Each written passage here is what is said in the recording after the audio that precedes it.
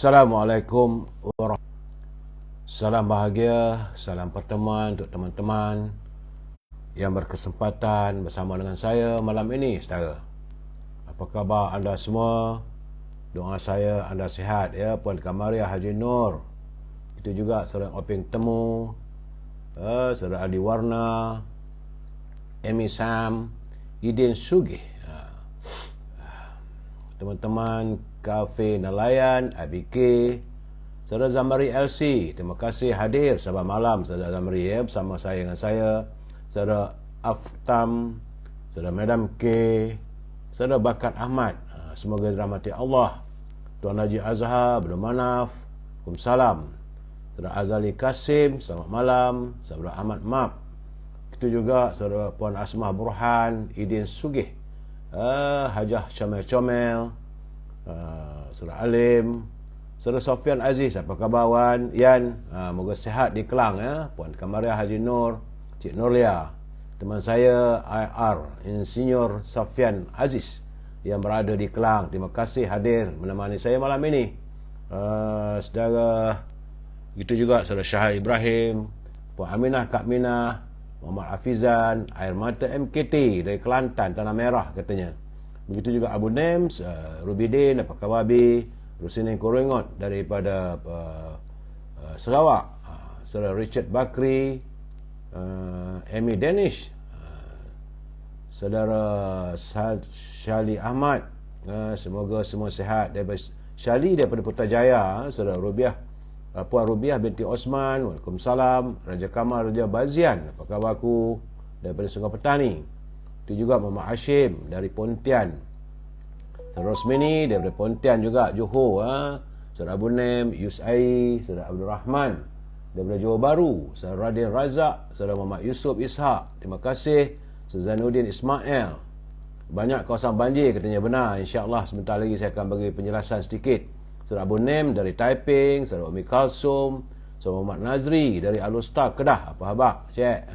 Ahmad Nazri dari Alustar, saudara Yunus Hasan Husin, Salam Madani katanya, saudara Mak Yazri, Wan, saudara Pak Uda, apa khabar Pak Uda dari Petul Intan, hujan Petul Intan ya Pak Uda, saudara Abdul Kadir, terima kasih. Saudara Hamzah Abdullah, saudara Abdul Hamid dari Kuantan,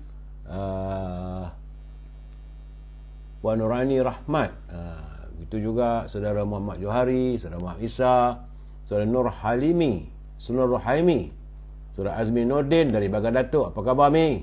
Oh, Bagan Datuk, yuk, sihat ke?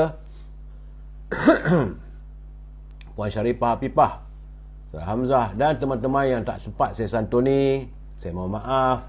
Suara saya hari ni saya agak malu sikit saya, sebab sebenarnya saya tak sepatutnya buat siaran malam ini, tapi saya tak mau menghampakan hati teman-teman.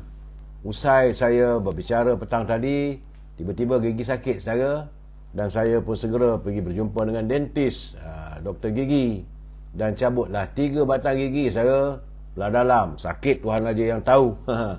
Tapi tak apalah, saya tahanlah, makan ubat sikit, mudah-mudahan segera pulih. Jadi kalau bicara saya hari ni tak berapa bersemangat, minta maaf saudara, tak boleh kuat-kuat, kena pelan-pelan. Maklumlah, gigi baru cabut saudara, ni panas ni, jangan dia bengkak sudahlah saudara. Saudara Yahya Armin, Puan Syarifah dari Pasir Gudang Kak Pah, juga Karim. Saya memanglah dari tengah hari tadi sakit gigi. Saudara Mak Isa, apa khabar? Salam satu Malaysia. Saudara Nur Halim Aimi, saudara. Jadi saya minta maaf lah kalau tak dapat menyantuni semua. Laporan perlu saya berikan pada anda. Tak maaf saya suara slow sikit dan macam kurang bersemangat. Orang sakit, nak buat macam mana? Doa-doa lah, semoga kita supaya saya cepat sembuh, supaya besok semangatnya ya. Beh Chun Sen, apa khabar Beh? Saudara Syarimat, Puan Hamidah Kamat, dan saya Saudara Hashim Atan. Baik saudara, laporan yang saya terima daripada sahabat kita saudara Jamil Idris dan saudara Rio, terima kasih saudara Wan. Saudara Jamil Idris menghantar kiriman pada saya memberitahu kedudukan COVID-19 hari ini, saudara, hari Rabu 1 Mac, 1 bulan tanggallah 3 batang gigi saya, saudara. Aduh, sakitnya Tuhan aja yang tahu. Panas ni, saudara.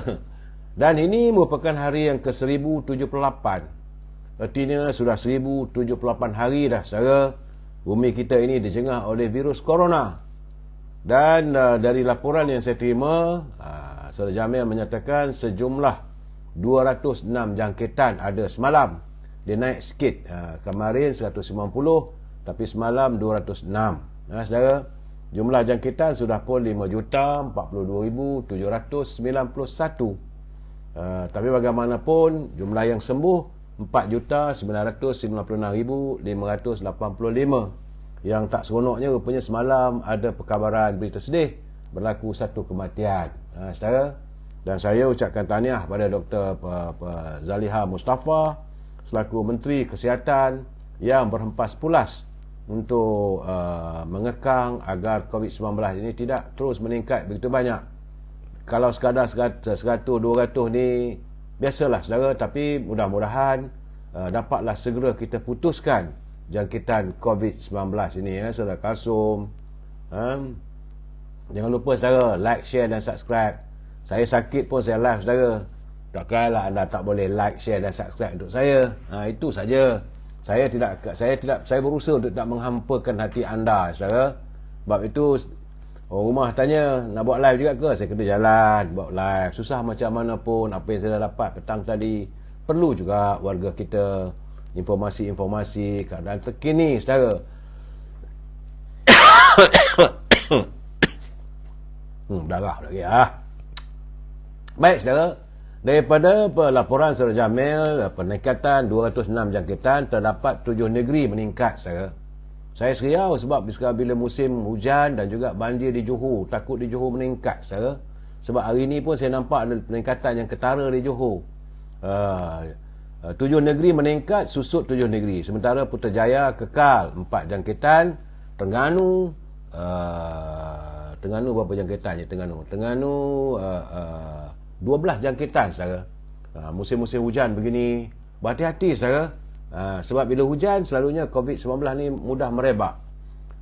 Dan Perlis kembali sifar. Lain-lain negeri tiadalah jangkitan lebih daripada 100. Selangor jangkitannya susut pada 57. Itu saja yang dapat saya laporkan, saudara. Hari ini pun tak payah nak war-warkan e-commerce, saudara. Tengah sakit gigi nak e-commerce. Macam mana? Marah kawan-kawan semua. Cakap pun tak nak betul nanti. Ya, saudara. Terima kasih saudara Kamisan Dahlan, saudara Razak Yusof, saudara Abdul Rahman. Terima kasih. Saudara Sirun Basirun. Nampaknya hujan berterusan di Temerloh, ya, saudara Basirun, Nodit, saudara. Baik, saudara, kita yang ini saya kena sebut, iaitu naluri kehidupan untuk dijadikan pedoman kepada kita, saudara. Walaupun saya bukan dai, saya bukan ustaz, tapi bila teman-teman menghantar kiriman yang saya rasa sesuai untuk kita kongsi bersama. Kerana menurut sahabat saya tu dalam tulisannya, daripada dari Abi Bakrah radhiyallahu anhu berkata bahawa dia mendengar baginda Rasulullah SAW pernah bersabda.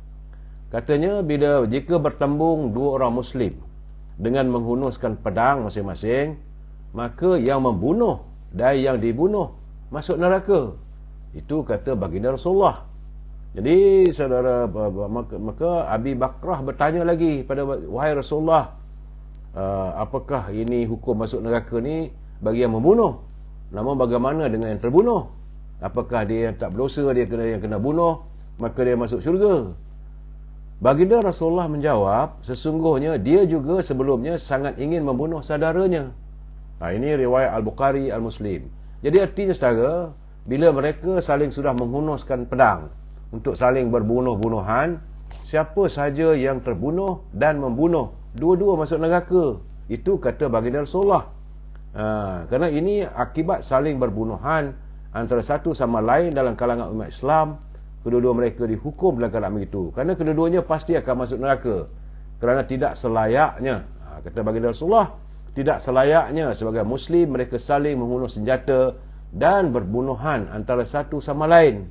Sepatutnya mereka saling berdamai bagi menguatkan umat Islam, bukan saling berperang sesama sendiri. Saudara, Muhammad Rafi'i katanya banyak juga dah surut, darah keluar, banyak tempat dah banjir, ya saudara. Terima kasih saudara Muhammad Johari, sekarang musim terkujuh. Saya cuma gigi saya. Roipa, salam dari Dungun. Saudara Roipa, sakit gigi. Dah cabut gigi tu dah, sekarang ni cabut gigi. Saya cabut gigi di jam pukul 4.30 petang, pukul 5 tadi saya. Tapi berdenyut-denyut lah kesan daripada dia cabut gigi tu. Namun saya harus memberi pencerahan juga, ya saudara. Jadi Imam Al-Bukhari mengatakan bahawa hadis tersebut adalah menyeru supaya kita mendamaikan dua pihak yang jika berperang sama Muslim haruslah didamaikan. Kerana orang beriman tidak seharusnya bergaduh, apatah lagi berperang. Kerana akibatnya kedua-dua pihak akan rugi kalau dua-dua bergaduh. Jadi satu aspek yang lain dalam suasana kita hari ini, saudara, kita menyaksikan perselisihan dan pertelingkahan sesama umat Islam.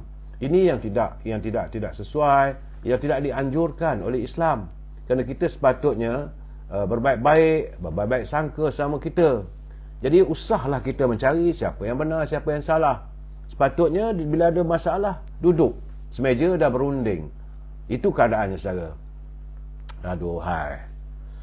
Baik, saudara, usai naluri kehidupan, kita santuni sedikit. Mutara kata kiriman sahabat saya Tan Sri Osu Sukam. Katanya, jangan sesekali engkau memelihara buruk sangka dalam dirimu, kerana ia akan menutup pintu kebaikan orang lain terhadap diri anda sendiri. Dan hadirnya kebencian itu kerana ia tercetus daripada hawa nafsumu. Jadi kita sebagai umat Islam, sebagai manusiawi lah, manusia, kita tak sepatutnya kita berburuk sangka dengan orang. Sebab itu saya seringkali mengingatkan teman-teman, hendaklah saling berbaik sangka sama insan, saudara. Saudara Zaini Castello, salam. Saudara Mat Sepana, UMNO terus mara untuk rakyat Malaysia. Saudara, terima kasih Tan Sri Osu atas kiriman mutara kata. Ya saudara, kadang-kadang bercelaru sikit pencerahan saya malam ni, saudara. Maklumlah, makan ubat tahan sakit tu dia mengganggu sikit pemikiran. Saya minta maaf, saudara. Tapi saya terus akan memberikan pencerahan yang semampunya, saudara. Dan saya tetap dalam soalan begini mengingatkan pimpinan negara. Hari ini Datuk Seri Anwar Ibrahim berada di Filipina, di Manila, dalam rangka lawatan bertemu dengan teman-teman ataupun bertemu dengan Presiden, anak kepada Marcos, iaitu Marcos JR, dalam menyantuni hubungan dua hala antara Malaysia dengan Filipina. Kita juga mempunyai banyak urus niaga, dan Filipina adalah sebahagian daripada ASEAN. Datuk Seri Anwar Ibrahim sudah pergi ke Thailand dan hari ini beliau berada di Filipina dalam menyantuni dan bertemu dengan rakan sejawatnya. Saya haraplah, memanglah kita tidak mengharapkan membawa pulangan pelaburan yang besar, tapi paling tidak untuk meningkatkan dagangan dua hala, saudara. Bagaimanapun, kita harus mengingatkan yang amat buat dari Presiden, dari Perdana Menteri, janganlah berbelanja, janganlah dibelanjakan wang negara tanpa had, kerana kita bimbang negara boleh muflis, saudara. Hari ini, saudara, adalah hari yang ke-84. Kita sudah masuk 84 hari wujudnya kerajaan perpaduan yang dipimpin oleh Jokar, terima kasih Jokar Karim, yang dipimpin oleh Datuk Seri Anwar Ibrahim. Dan kerajaan perpaduan ini bermatlamatkan untuk menangani derita rakyat, saudara. Dalam siri countdown kita kira hari, sebab saya nak kira sampai 100 hari. Bila kita sampai 100 hari, kita akan mengkaji apa yang telah berjaya, apa yang belum terlaksana, saudara. Artinya sudah 84 hari kerajaan perpaduan, tinggal lagi 16 hari je untuk mencapai angka 100 hari. Walaupun ada teman-teman bercakap dengan saya tak sepatutnya dikira 100 hari, saya kata selalunya sebagai pemimpin ataupun Perdana Menteri, kena fikir 100 hari lah. The first 100 days, itu yang dia ambil kira, dan itu juga yang akan melihat paksi-paksi laluan, jaluran kepimpinannya di masa hadapan. Saudara, jangan lupa juga, saudara, tinggal lagi 23 hari kita akan menanti lambaian Ramadan. tok-tek saya katakan saudara. Dah nak sampai dah bulan Ramadan, kira-kira sekitar dalam 3 minggu je lagi saudara. 23 hari kita menanti lambaian Ramadan saudara. Bagaimanapun, sebelum saya menerus pencerahan, santun dulu pantun Pak Nazir. Terima kasih Pak Nazir. Saya minta maaf Pak Nazir bila saya baca pantun Pak Nazir mungkin tak bersemangat kerana saya sakit gigi. Panas Pak Nazir pipi ni. Kata Pak Nazir, ramainya budak di sini sana memungut pauh, mengutip cendawan. Sombong tidak membawa ke mana, semakin jauh ditinggal kawan. Jadi Pak Nazir berpesan pada kita semua, jangan kita bersikap sombong dan angkuh. Kerana sombong itu tidak membawa kita ke mana-mana saudara. Malahan semakin jauh kita ditinggalkan oleh kawan dan sahabat. Tambah Pak Nazir, Pak Andak membeli bergedil, sama pula buah tembikai. Keputusan sudah didengar adil, jangan pula cuba dipetikai. Jadi keputusan dah dibuat. Kerajaan, wujudnya kerajaan perpaduan ni, janganlah kita nak petikaikan pula saudara. Sama-sama kita menyantuni, membantu pimpinan negara untuk membawa negara kita ini segeralah keluar daripada kemeluk kehidupan yang semakin parah saudara. Bagaimanapun, sebelum saya meneruskan pencerahan, saya harus mengingatkan teman-teman, bagi mereka yang menyunting semula lah saya ini, yang dalam mana-mana channel, masukkan pula dalam channel syutingan itu, maka anda harus bertanggungjawab. Kerana saya tidak bertanggungjawab atas sebarang suntingan yang anda lakukan. Begitu juga tulisan-tulisan anda, Seri Yusuf Asim. Terima kasih. Saya ingin menjelaskan, kalau anda mencatatkan sesuatu di muka buku saya ini, gunalah bahasa yang baik. Ingat saudara, pencerahan ini saudara adalah pencerahan politik dan ia sekadar memberi informasi, tak lebih daripada itu. Sabar sikit saudara, nak cerita pasal banjir, sabar sikit lagi. Saya harus memberi penerangan kepada teman-teman supaya ingat, ini peringatan ini, kalau tidak nanti peguam saya marah kat saya pula. Jadi bila saya memberi pencerahan ataupun memberi pandangan, kita mesti berprinsip kepada asasnya, itu kita mesti bersetuju untuk tidak bersetuju. We must agree to disagree. Itu saja saudara. Dan kalau nak menyantun apa-apa semua tu, saya haraplah gunakanlah bahasa-bahasa yang baik, kerana kita adalah warga cinta damai saudara. Ingat itu saudara. Baik saudara, ramalan kaji cuaca, dia kena bermula dengan ramalan kaji cuaca. Sebab tadi saya dapat kiriman daripada Jabatan Kaji Cuaca. Saudara, terima kasih Saudara Asas Servis, tolonglah semua share. Saya sakit gigi saudara. Dalam sakit pun saya cubalah. Sebab itu saya minta anda like, share dan subscribe. Lain tak ada saya minta daripada anda, tak minta bayaran pun. Saya akan berusaha untuk memberi pencerahan yang termampu saya lakukan saudara. Kerana menurut laporan Jabatan Kaji Cuaca, hujan lebat berterusan dijangka akan berlaku di Keluang, di Mersing, Kota Tinggi dan Johor Bahru sehingga pagi besok, saudara, setengah hari besok. Jadi ia turut melanda pekan di Rompin. Tadi Rompin pun saudara, yang bawa Timbalan Perdana Menteri telah pun turun ke Rompin untuk melihat bagaimana jalan yang terputus yang menghubungkan antara Rompin dengan Keluang saudara. Jadi hujan lebat ini akan dijangka sampai besok tengah hari di Rompin.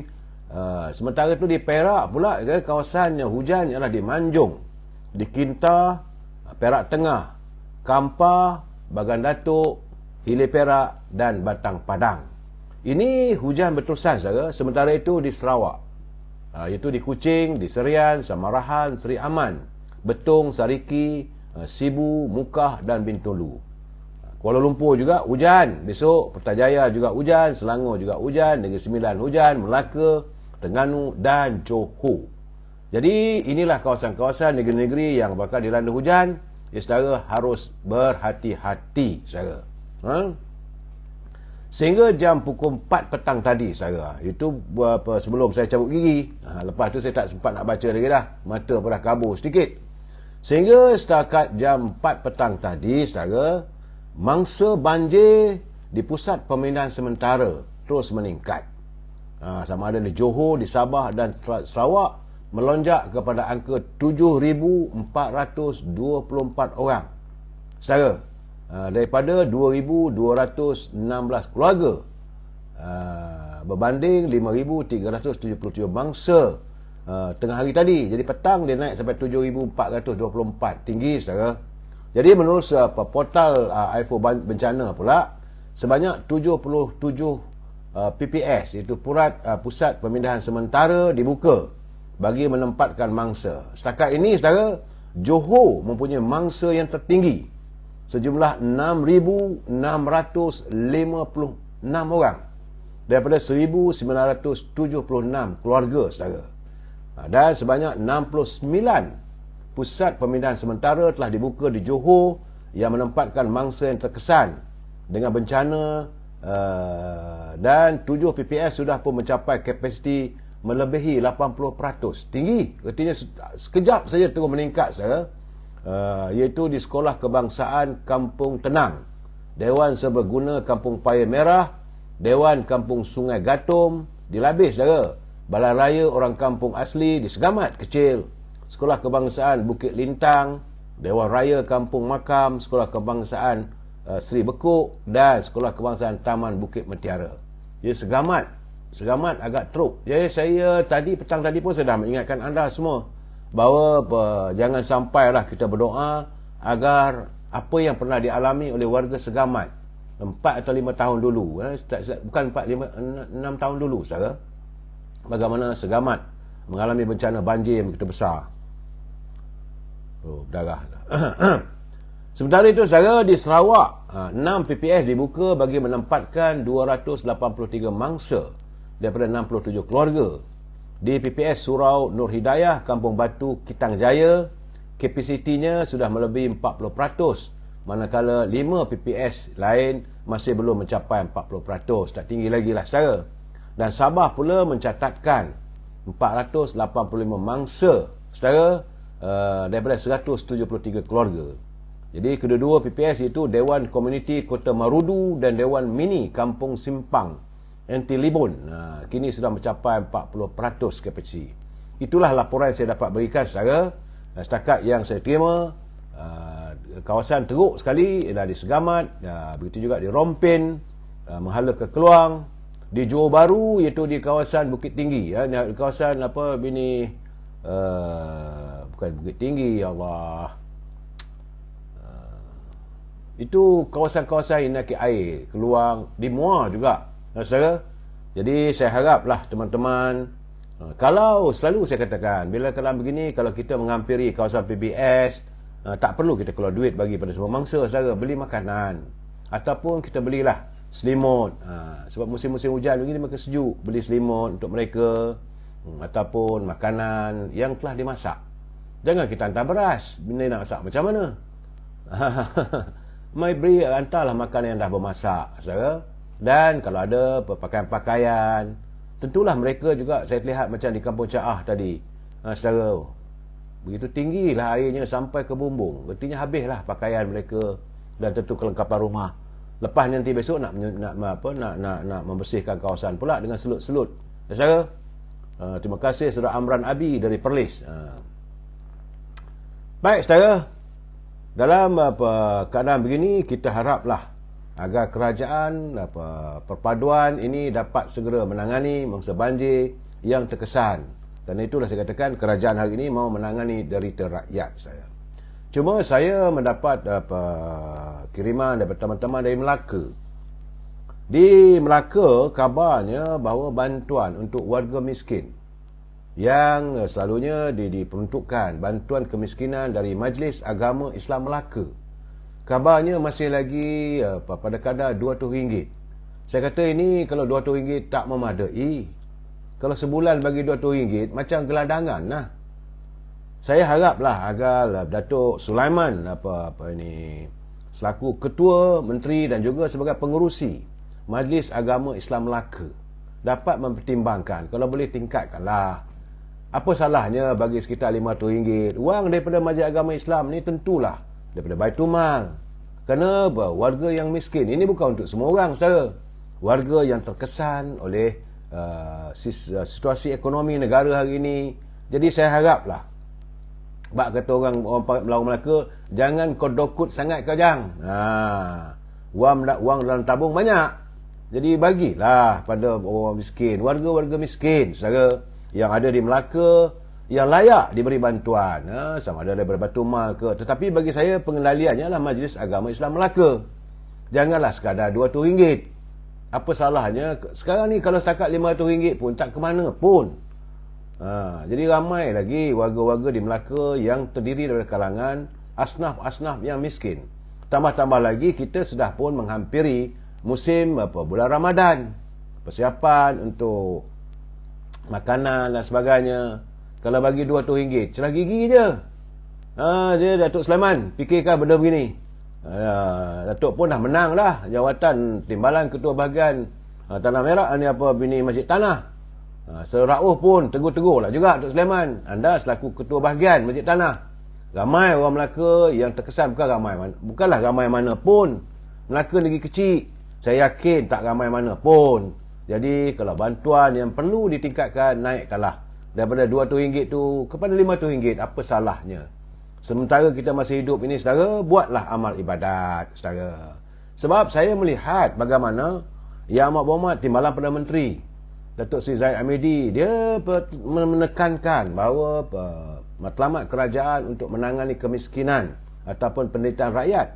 Sebab itu menurut Datuk Seri Zahid Hamidi, terdapat sejumlah 663 usahawan dalam industri halal yang diterajui oleh Majlis Amanah Rakyat MARA, kabarnya bakal menerima bantuan dalam bentuk suntikan modal melalui peruntukan sejumlah 36.69 juta untuk membiayai operasi mereka. Bersyukurlah kita, saudara.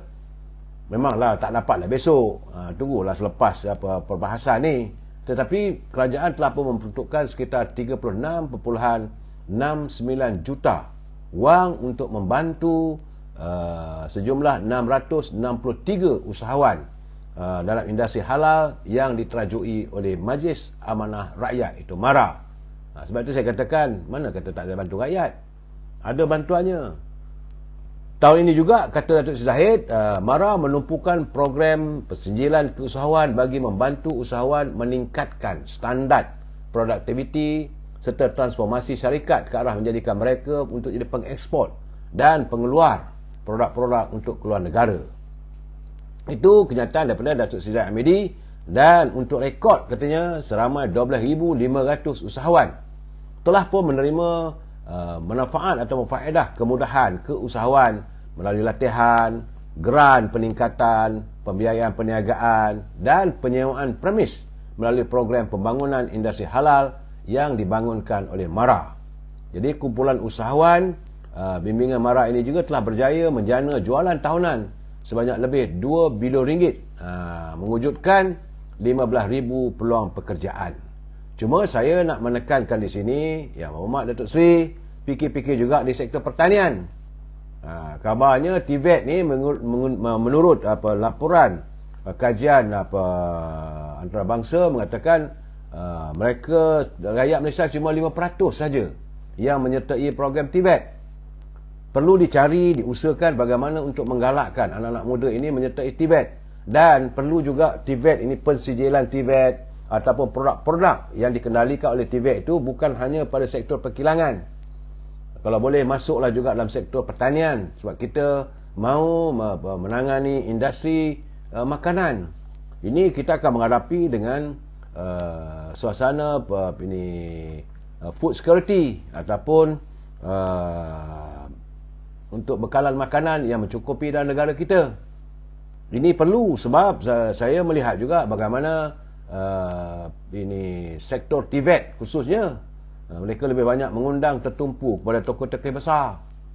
Walaupun Yang Amat Berhormat Perdana Menteri telah mengumumkan untuk skim latihan anak-anak muda kita ni diperuntukkan sekitar 1 bilion. Tapi kalau yang datang tu daripada tokoh-tokoh besar, konglomerat, datang daripada Berjaya Group apa semua tu, mereka lebih berminat untuk menjana pekerja-pekerja yang bekerja dalam sektor yang mereka jalankan. Macam sektor-sektor e-commerce dan sebagainya. Tetapi sektor pertanian ini perlu ditekankan. Saya juga dikabarkan bahawa saat ini Kementerian Pertanian pun dalam keadaan yang semua tidak menentu, sebab kabarnya mereka belum dapat mengetahui tentang peruntukan-peruntukan yang perlu disalurkan ke Kementerian Pertanian dalam usaha untuk melatih anak-anak muda kita ini bergiat dalam sektor pertanian. Saya mengharapkan agar Yang Berhormat Perdana Menteri selaku Menteri Kewangan tinjau-tinjaulah di Kementerian Pertanian, dan pegawai di Kementerian Pertanian ni janganlah malu untuk berhubung dengan pegawai-pegawai Kementerian Kewangan. Ataupun kalau ada bajet tu jangan pula disorok-sorok, jangan pula disimpan-simpan. Saya mengharapkan agar Kementerian Pertanian ini perlu memainkan peranan lebih efektif, sebab kita akan menghadapi bencana kekurangan makanan.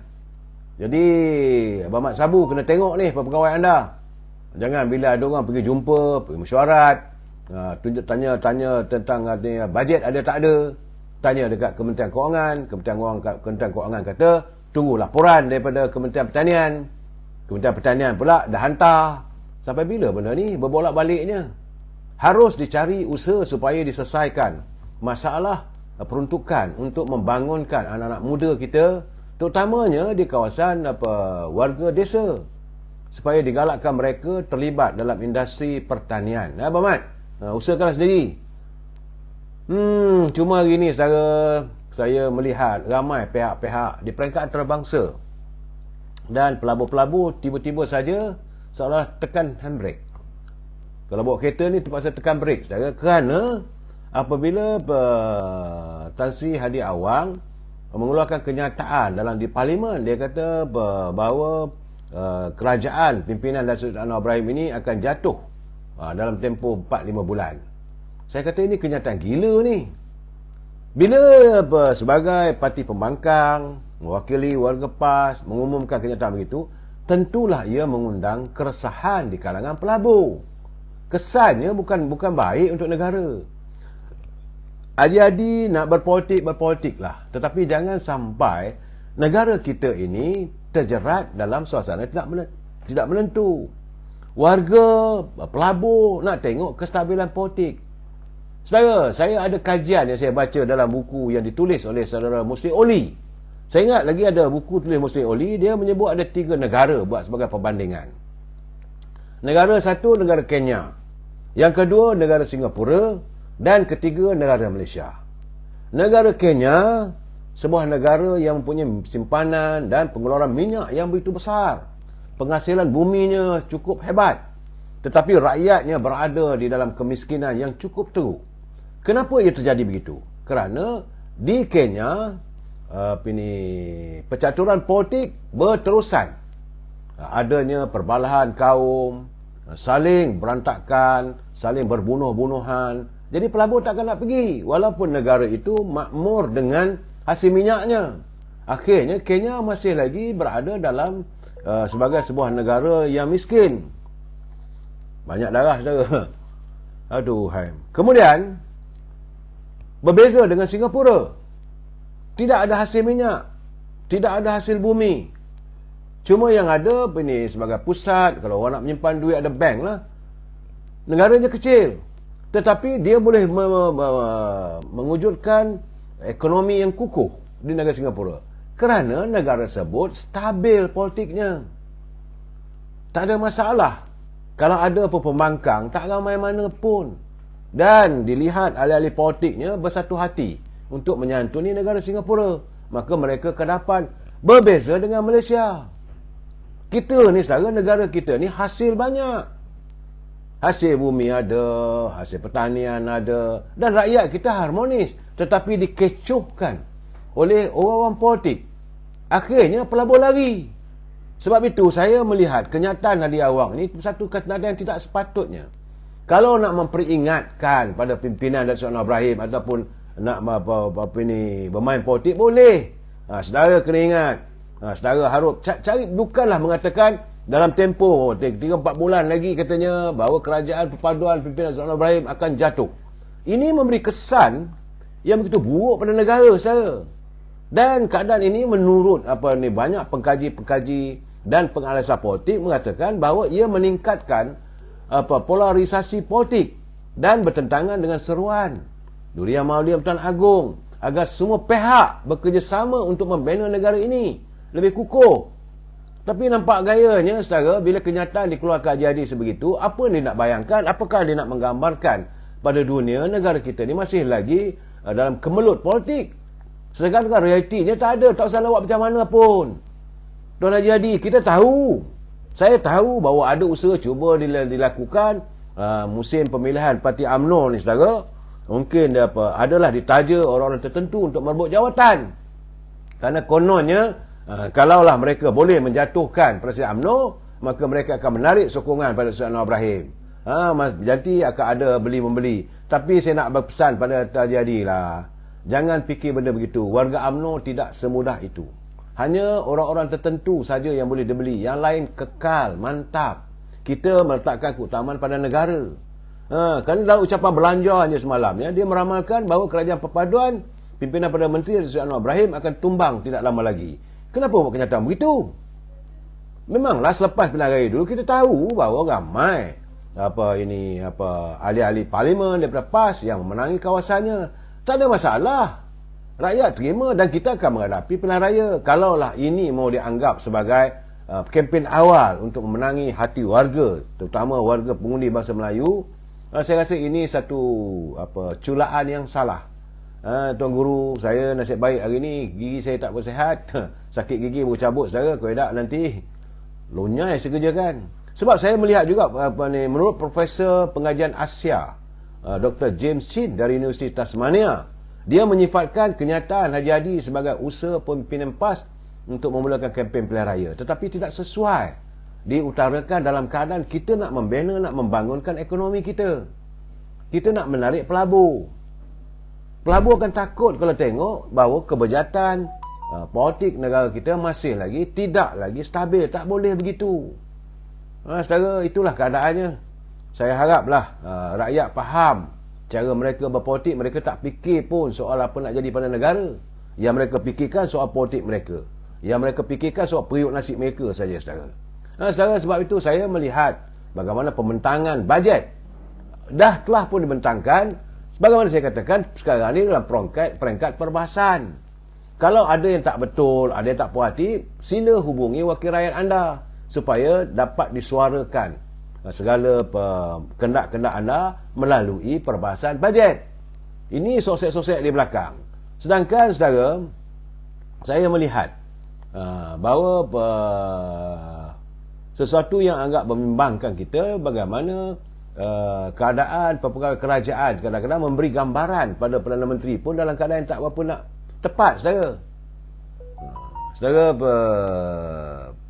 Kementerian Penerangan juga seharusnya segera, dalam keadaan begini saya haraplah Saudara Fahmi Fadzil segera memberi penerangan dan memperjelaskan kepada rakyat bahawa era hari ini tidak macam dulu. Dulu sesiapa nak dapat kontrak jumpa menteri bagi tanda tangan ataupun memberi recommendation, maka bolehlah dapat projek. Ini tidak berlaku dah sekarang. Jadi Saudara Fahmi Fadzil kena menjelaskan kepimpinan hari ini setiap kontrak mesti terbuka dan melalui tender. Tak ada lagi dah Bapak Menteri boleh meluluskan projek runding terus dan sebagainya.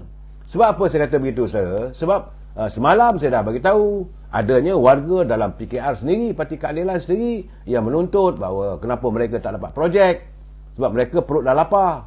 Saudara, bukan hanya dalam Parti Keadilan, begitu juga daripada UMNO. Warga UMNO pun merasa seolah kerana Datuk Zahid sebagai timbalan Perdana Menteri, maka bolehlah dapat projek. Ini tak ada dah zaman itu.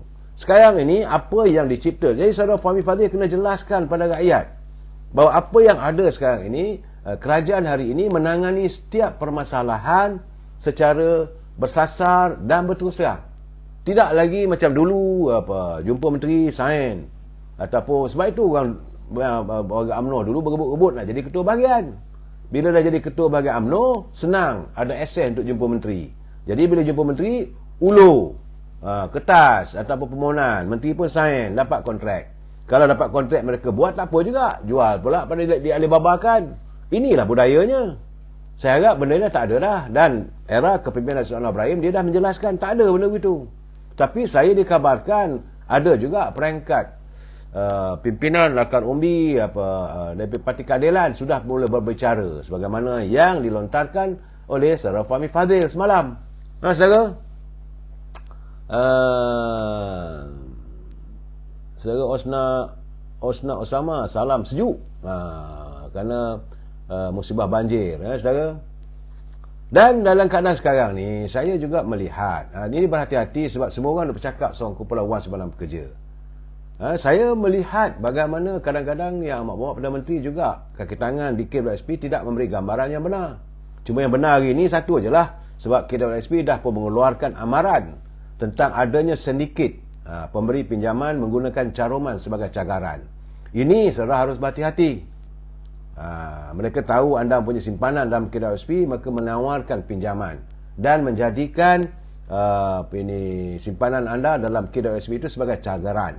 Kerana dari info maklumat yang dapat oleh KWSP, adanya sedikit pemberi pinjaman menggunakan caruman sebagai cagaran. Jadi kalau pinjam 8,000, tapi kena ingat sindiket ini pinjam 8,000 terpaksa bayar sampai 16,000, berganda-ganda. Itu keadaan saudara. Ada juga syarikat kredit. Kena ingat syarikat kredit ini ditubuh oleh kerajaan dulu. Ingat tak zaman Mak Lampir dia wujudkan syarikat kredit yang kita pertikaikan. Kenapa diwujudkan syarikat peminjam? Takkanlah kerajaan pula menubuhkan syarikat ceti. Itu keadaannya saudara. Jadi sebab itu KWSP menasihatkan kepada setiap penyimpan agar berhati-hati dan tidak melangani sindiket-sindiket yang menawarkan pinjaman dengan menggunakan wang ataupun simpanan mereka sebagai jaminan terhadap pinjaman tersebut. Cuma saya nak bagi tahu pada warga di KWSP, semua ini terjadi sebab orang tak ada duit. Rakyat tak ada duit. Sebab itu rakyat nak minta daripada KWSP, kalau mereka ada simpanan boleh dikeluarkan, keluarkanlah saudara. Ini gambarannya. Sebab ni saya rasalah keadaan-keadaan ini tak menentu. Apabila pegawai-pegawai di KWSP seolah-olah tidak memberi gambaran yang sebenar kepada yang bawa Perdana Menteri, kedudukan KWSP. Saudara? Jadi tadi saya ada catatkan saya tentang bagaimana Datuk Seri Anwar Ibrahim menyatakan dan disanggah oleh pimpinan daripada parti-parti pembangkang. Saya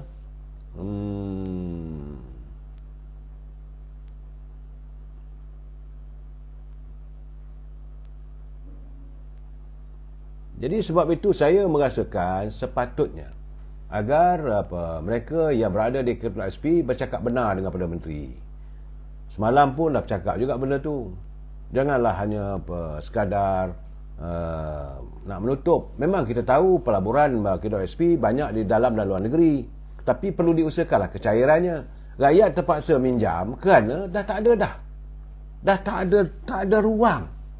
Saya haraplah ni pegawai pemimpin yang berada di anjung kuasa di KWSP, fikirkanlah, tambah-tambah lagi mereka semakin terkesan sebab bulan puasa nak datang. Saudara, ABK tap screen tu ni. Jadi saya haraplah Saudara Wahab dia kata betul tu, pemimpin Melayu di Malaysia banyak yang busuk hati, terutama yang jadi pembangkang, tikam Melayu, macam mana nak maju. Itu keadaannya. Jadi saya haraplah pemimpin pembangkang janganlah nak menggambarkan. Kalau anda rasa nak berkuasa pun boleh, tetapi bukan itu caranya. Bagi gambaran seolah-olah kerajaan hari ini tak stabil. Akhirnya pelabur lari saudara. Sebab itu saya bersetuju dengan pandangan Timbalan Speaker. Alhamdulillah saudara, apa yang saya lontarkan saban hari ternyata ia turut disantuni oleh Timbalan Speaker Datuk Ramli Makno, bila dia pagi tadi dia mengingatkan supaya ahli-ahli parlimen supaya membawa isu kepentingan rakyat di kawasan masing-masing untuk dibahaskan dalam Dewan, bukannya untuk melontarkan perkara-perkara yang bercorak retorika. Dia kata janganlah soal perkara-perkara retorik ini dibahaskan di Dewan. Akhirnya berbalah sama sendiri, tidak menguntungkan rakyat.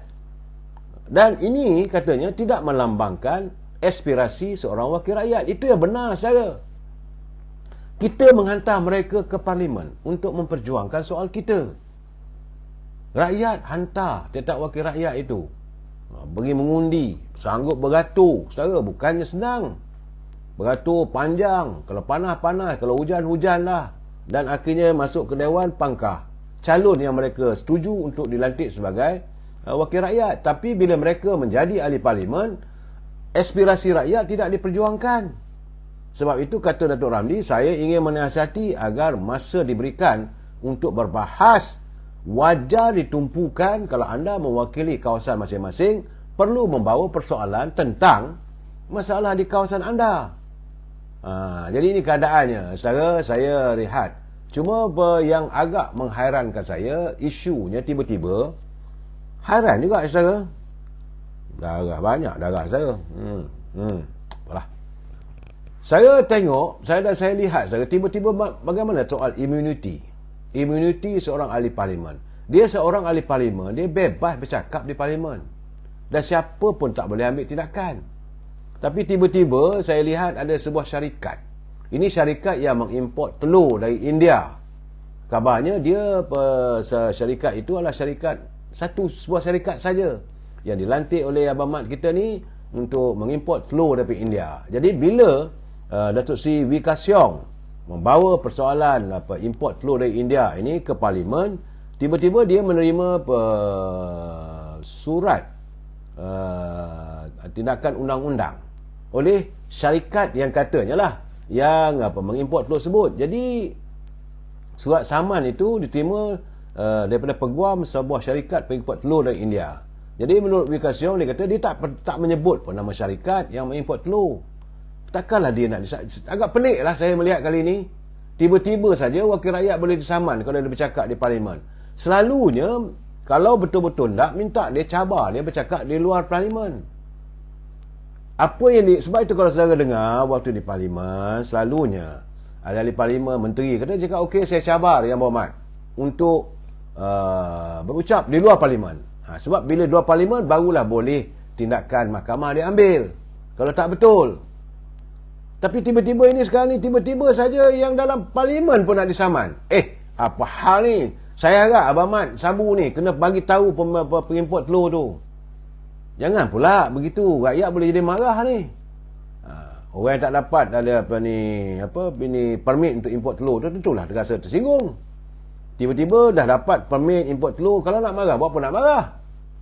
Itu hak Datuk Seri Wee Ka Siong membangkitkan di parlimen, hak dia lah sebagai wakil rakyat. Jadi soalnya sekarang, apakah seorang ahli dewan sekarang ni tidak lagi boleh membangkitkan sesuatu isu yang berhubung dengan rakyat? Abang Mat, saya haraplah Datuk Seri Mat Sabu segera menghubungi tuan punya syarikat sebut, kata you kena withdraw. Kalau tidak, nampaklah bahawa seolah-olah ini parlimen kita ni betul-betul cacah marba. Dia sebelum parlimen bersidang secara selalunya Menteri Dalam Negeri akan bawa usul bahawa Dewan ini hendaklah meluluskan bahawa semua wakil-wakil rakyat mesti bebas keluar dan masuk ke dalam parlimen tanpa sebarang gangguan. Itu usul pertama. Yang kedua, keselamatan setiap wakil rakyat ahli parlimen itu dipelihara. Dan yang ketiga, apa sahaja yang dilontarkan ataupun dibicarakan oleh setiap wakil rakyat di parlimen, dia berdenyut.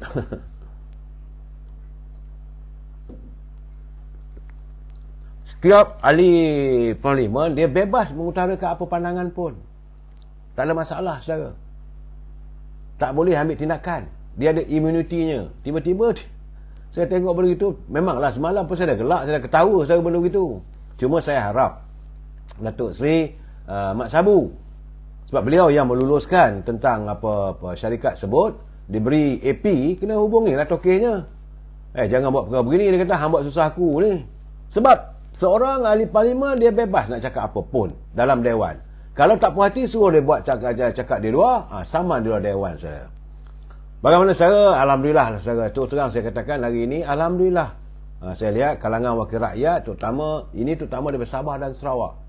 Saya rasa sedikit lega dalam keadaan saya sakit gigi ni. Saya rasa lega apabila saya mendengar wakil-wakil rakyat daripada Sabah dan Sarawak benar-benar melaksanakan tugas dan tanggungjawab rakyat yang terpikul di bawah mereka, saudara.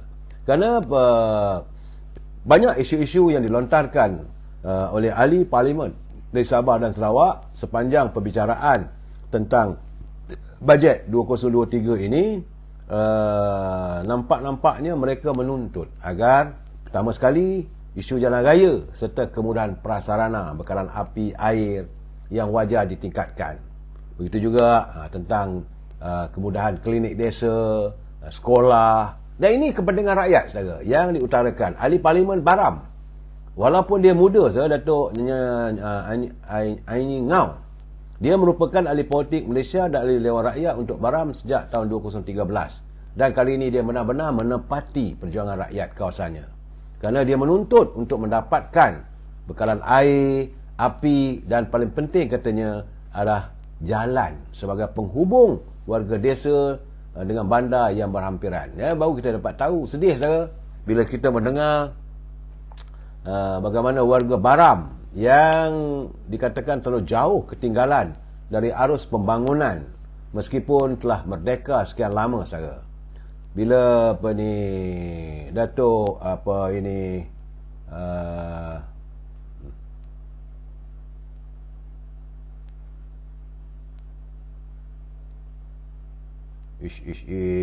tiba-tiba terganggu, saudara. Gangguan biasalah tu.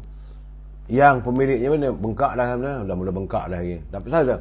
Jadi saya agak menyedihkan bila ahli parlimen Baram menyatakan bahawa dia kata bila waktu hujan kami bergelut dengan selut dan waktu kemarau kami bergelut dengan debu-debu jalan. Artinya tidak ada jalan tar.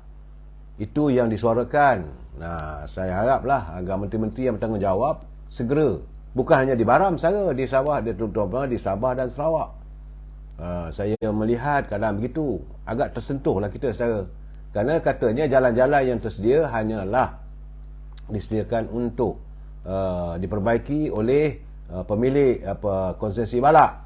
Bila mereka melakukan kerja usaha untuk mengeluarkan balak, maka banyaklah dia punya jalan-jalan diperbaiki. Tapi bila dah tak ada balak dikusakan, tertinggal begitu keadaannya.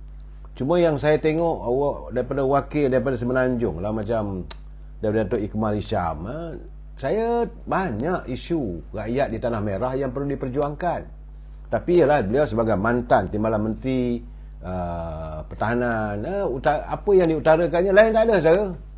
Cerita tentang pesawat, beli terawat lara begitu, peruntukan itu. Saya tanya dia ni orang meniaga, dia adakah dia nak masuk tender? Tak tahulah pula, saudara. Tapi kebanyakan apa sentuh adalah projek-projek di bawah Kementerian Pertahanan. Sedangkan beliau pernah jadi Timbalan Menteri Pertahanan. Kenapa tidak dilakukan waktu anda menjadi Timbalan Menteri Pertahanan? Dia tak ganggu sana ganggu, saudara. Datuk, saya live, Datuk. Jangan habis saya dalam sekejap lagi saya call balik, Datuk. Tengah live, Datuk. Aduh. Jadi dalam soal begini saya melihat bagaimana kedudukannya. Jadi saudara, itulah apa-apa yang saya nampak di parlimen hari ini. Ahli parlimen daripada Sabah dan Sarawak, mereka benar-benar mengutarakan perjuangan rakyat, saudara. Dan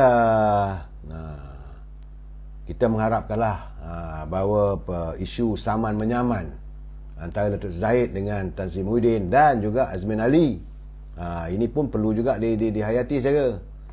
Ini saya akan buat laporannya besok, saudara. Begitu juga ada airport Kulim. Cuma hari ini saya nak menyantuni tentang pemilihan UMNO, sebab besok saya akan pergi ke bangunan UMNO. Sebab menurut Datuk Seri Hamidi, dia kata sekarang ini demokrasi semakin subur. Kabarnya lebih daripada 200 orang yang menawarkan diri bertanding pelbagai jawatan dalam Majlis Tinggi UMNO. Saudara, sama ada di Majlis Tinggi, Exco Wanita, Pemuda dan sebagainya. Dan hari ini, saudara, semalam pimpinan pemuda telah pun berada di Kuantan untuk sesi memperkenalkan calon. Dan hari ini mereka berada di Johor. Dan besok semua akan berada di Kuala Lumpur untuk buat cabutan nombor-nombor berapa yang mereka dapat untuk musim pemilihan kali ini. Cuma yang agak saya seronok juga, saya ramai rupanya teman-teman saya yang menawarkan diri untuk bertanding pelbagai jawatan. Saya macam contohnya Tok Lokman Adam, dia akan bertanding jawatan sebagai Ketua UMNO bahagian Seri Gading. Dalam waktu yang sama, beliau juga menawarkan diri bertanding jawatan sebagai Ahli Majlis Tinggi. Sewajarnya lah beliau mengekalkan jawatan itu kerana dia memang Ahli Majlis Tinggi yang dipilih dalam pemilihan yang dulu. Begitu juga dengan susah politik Datuk Sri Zahid Hamidi, itu Datuk Razlan. Dia kabarnya Datuk Razlan juga nak bertanding ketua bahagian di bahagian saya, di bahagian Seputih. Tapi dia menawarkan diri untuk jawatan Majlis Tinggi kerana dia pun Majlis Tinggi. Dan yang paling seronok menggembirakan saya apabila pengurusi saya, saya ni daripada veteran UMNO, pengurusi veteran UMNO Malaysia, yang juga merupakan mantan susah politik kepada era Tun Abdullah Ahmad Badawi dulu. Beliau merupakan pengurusi veteran UMNO Malaysia, Datuk Seri Osman Desa. Beliau menawarkan diri, tak minta pun jawatan lebih, saudara. Cuma jawatannya timbalan pengurusi tetap saja. Kebetulan jawatan itu kosong sekitar dulu, yang diisi secara pelantikan, iaitu wanita dari Pulau Pinang, saudara. Dan sekarang ini Datuk Osman Desa menawarkan diri untuk jawatan sebagai timbalan pengurusi tetap. Itu saja jawatannya yang veteran. Dan saya harap warga-warga veteran membantulah, wawarkanlah pada teman-teman di bahagian-bahagian anda. Datuk Osman Desa akan menawarkan diri untuk jawatan timbalan pengurusi tetap, tak lebih pun. Saudara, saya mendoakan agar beliau berjaya. Sebagai orang lama, beliau gigih berjuang. Jadi sewajarnya beliau berada di kepimpinan UMNO, bukan jadi Majlis Tinggi pun, timbalan pengurusi tetap saja, saudara. Begitu juga saya difahamkan sahabat saya, yang saya rasa adik, itu saudara Rafi Awang Kecil. Saya panggil dia Eman JR, pemilik portal NRCS Channel. Beliau menawarkan diri bertanding jawatan Ahli Majlis Tinggi. Begitu juga dengan saudara Zamir Ibrahim. Saudara lihat dia punya portalnya, Zamir Ibrahim. Memanglah orangnya garang dan sebagainya. Beliau menawarkan diri bertanding jawatan Ketua UMNO bahagian Jerlun. Sahabat saya, saudara Ismi Rakyat, menawarkan diri untuk bertanding jawatan Naib Ketua Bahagian di Lumut. Saudara Zamir menawarkan diri bertanding jawatan Ketua Bahagian Jerlun. Ismi Naib Ketua Bahagian di Lumut. Sementara Dr. Fauzi, juga sahabat saya, yang beliau merupakan sekretariat Muafakat Nasional. Sekarang ni Muafakat Nasional dah tak ada, jadi dia pun menawarkan diri untuk bertanding jawatan Naib Ketua Bahagian di Pasir Putih, Kelantan. Saya haraplah begitu juga saudara Atan Likas. Atan juga menawarkan diri bertanding jawatan kuasa di UMNO bahagian Rasah. Kita mengharapkan agar teman-teman kita ni mencapai kejayaan untuk meneruskan kebangkitan UMNO. Bagi saya lihat yang perlu ada dalam kepimpinan untuk bangkit, macam anak Datuk Seri Najib, itu saudara Nazifuddin Najib, yang beliau bertanding Ketua Bahagian Langkawi dan menawarkan diri sebagai Naib Ketua Pemuda je pun. Saudara, banyak jawatan. Besok saya akan dapat tahu sepenuhnya, insya-Allah. Saya akan pergi ke bangunan UMNO. Kabarnya pukul 2 dapat kita tahu. Mula pukul 2, pukul 3, pukul 4. Seharian lah besok saya. Mungkin saya buat live di sana. Dan kalau dapat jumpa dengan teman-teman, saya boleh berbuang dengan mereka. Dan kita haraplah, saudara, kehadiran begitu ramai, ternyata UMNO ini masih lagi relevan dan ramai lagi yang mahu menawarkan khidmat bakti untuk melihat kebangkitan UMNO, saudara. Saya lebih daripada itu tak boleh saya cakap, saudara. Gigi saya pun semakin berdenyut. Saya minta maaf, saudara. Malam ni saya terpaksa mengundur diri lebih awal. Darah, saudara, banyak darah ni. Doa-doalah saya sihat agar warga kita dalam keadaan tenteram, negara kita selamat. Cuma sekali lagi saya cukup tak senang hati bila saya mendengar kenyataan Haji Hadi yang menggambarkan bahawa kerajaan akan jatuh. Ini gambaran tak baik yang boleh merosakkan hasrat pelabur-pelabur dari luar untuk datang melabur, bertandang ke negara kita. Bersamalah kita berdoa, saudara. Saya ucapkan selamat maju jaya untuk semua. Wabillahi taufiq wa hidayah. Assalamualaikum warahmatullahi taala wabarakatuh. Selamat malam. Terima kasih.